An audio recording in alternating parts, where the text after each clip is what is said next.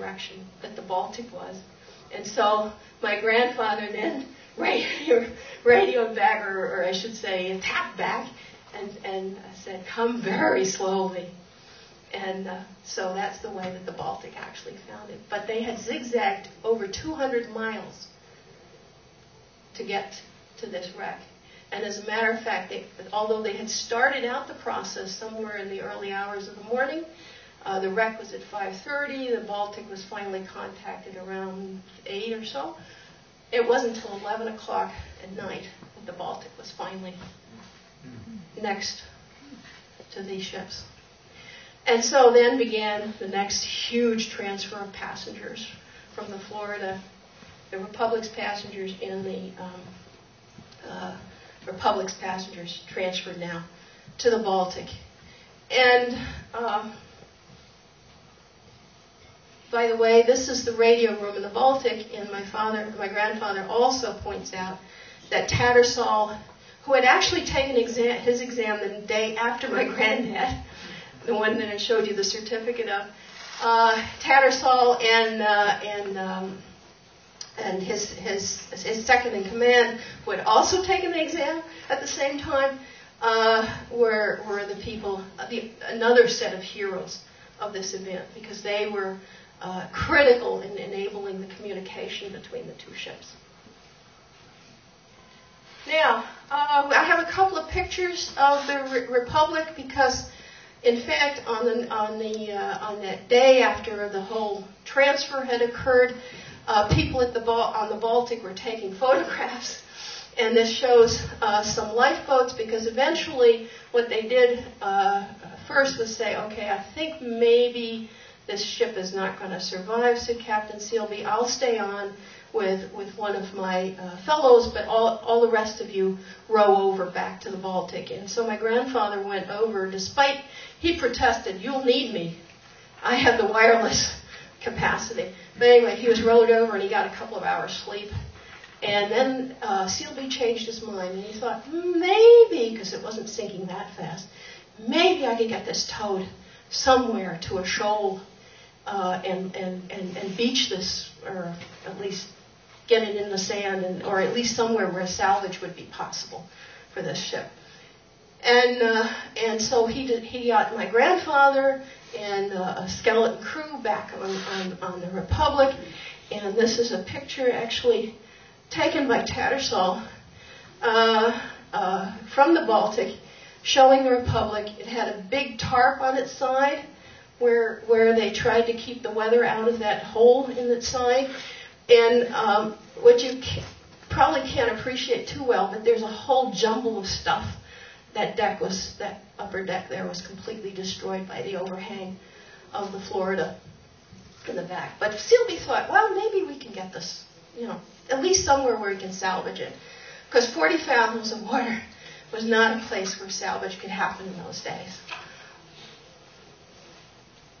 And by the way, this is the bow of the Florida. My grandfather said that at first that overhang was out straight, and that's what did the scraping, and then finally it collapsed of its own weight and came over. And in fact, the Florida managed to make it back to New York City. And that's the rescue ship, the Baltic. Beautiful ship. Okay, well, we'll go back here for a second. So what happened then was that they thought maybe they could tow it. They got several ships to come, U.S. revenue cutters, and I might say another group of people my grandfather praised to the skies were the revenue cutter people who've now become the U.S. Coast Guard. And the U.S. revenue cutters, two of them actually ran aground on their way to try to rescue the people and save the ship. But eventually the ship went down at 8:32 in the evening. The last two on board were the captain and his second officer, and they actually landed in the sea and were rescued by some incredible people from the revenue cutter, the Gresham. And as I said, my grandfather has nothing but huge thanks for that revenue cutter, because it had actually taken him off just before the ship sank as well. So, but he didn't land in the drink, but the captain and the second mate did. Okay, well, he gets back to New York City on the Gresham, and he could not believe it, because he became CQD Binns, the hero of wireless. In New York City, there had been a show starting in 1908, which was a huge hit, in which, strangely enough, there was a rescue at sea, thanks to wireless, and lo and behold, life follows art, and so my grandfather was in this situation. And I think one of the things we should remind ourselves of is that this was really hugely publicized, this event, and the power of wireless was advertised from end to end around the country and around the world.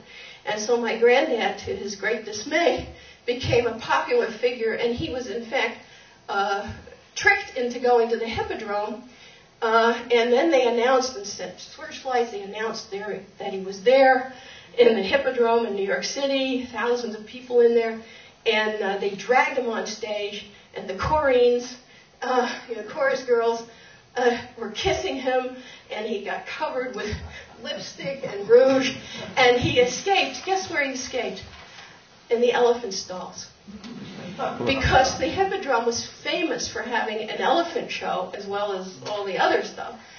And he went behind the stalls, got himself covered with other stuff, but the chorines followed him there too. And so he